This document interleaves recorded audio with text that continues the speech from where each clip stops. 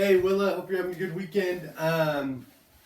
So I wanted to send you a video with just some revisions. Really keep doing what you're doing. I am so happy to see that you're able to get those bridges and doing them without back spasms and without aggravating that bursa, right? So we're going to keep those in there, and I'm going to end up modifying those soon. But for now, let's stay with the course of the 10 reps on those bridges, right, in each direction. And the biggest thing, not each direction, but each position, the tough thing about those is that you do have to make sure that both sides of your pelvis come all the way up and that there's no dropping or wiggling. And you're so close, but the real thing that we're working on is being able to give full hip extension before we can move on. And there's no real good reason to even increase your volume until that gets better. So we gotta keep working on that. But the series of movements that you'll do is you'll do your rocks. I would do anywhere between 10 to 30, right? And it's based on how you're feeling. Then you'll do the openers, which we played with the other day. Actually, I'll do a run through here, which were the standing openers, right? Then we got our bridges, basic, staggered, staggered.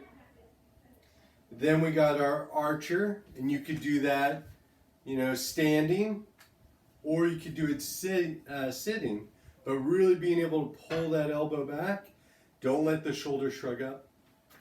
And then we got our hinge, right? You've been doing the supported hinge. And then we have our plank, which you know really well. So let's go into those. The rocks, keep doing them 10 to 20 seconds. However long, if you feel like you need more, they feel really good. So I'm always like, do 30, but based on what you're feeling at the time. Your openers are standing, and now you've been doing your bridges, you got some good awareness of here. So I really want you to keep tail tucked, right? Hands are shoulder height, thumbs up. As I pull back, I let my hands come down by my hips and I turn my thumbs back. Then I come up. So if I'm looking at you here, you can see where my hands end up. Down, it's about a 45-degree angle downward, and then I come back up.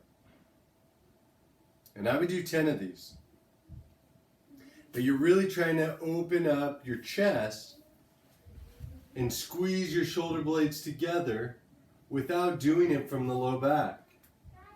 And we couldn't do this a while back when we first started because there was so much low back compensation, right? After your openers, you got your bridges. I already covered those, so 10 in each position. Really working on getting those hips together all the way up without arching your low back. Keep playing with the pillow. The red one that you used yesterday was fine, but the reason why I was asking questions about that is I'm curious if we can get working towards no pillow.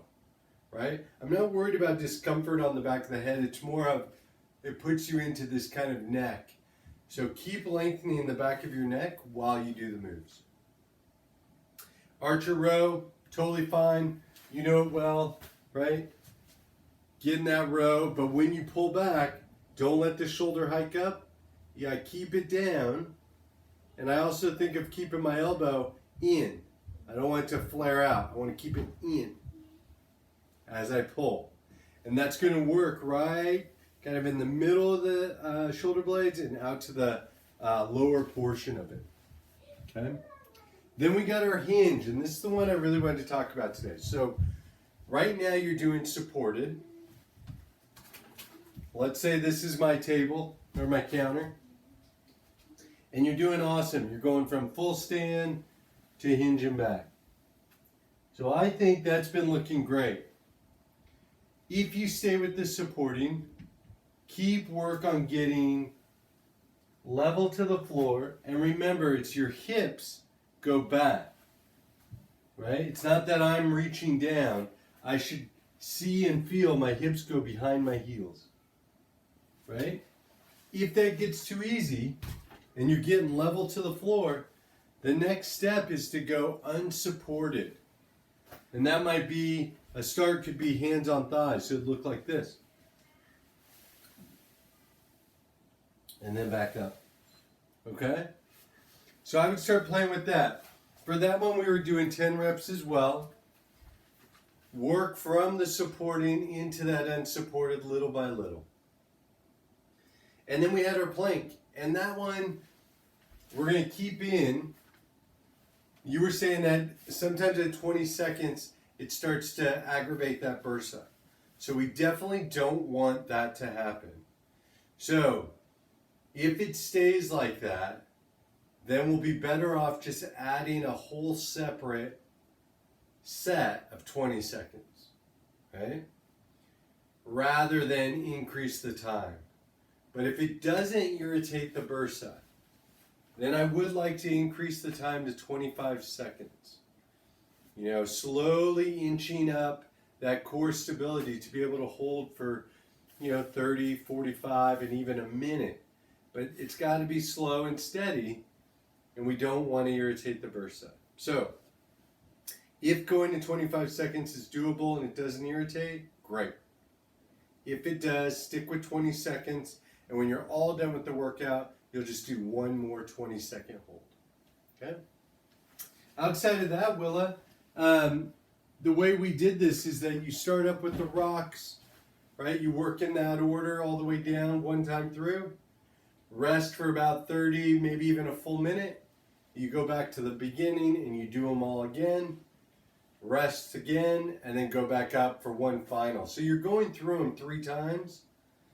But that, doing it in a circuit fashion gives you a little bit of a break for those muscles in those exercises.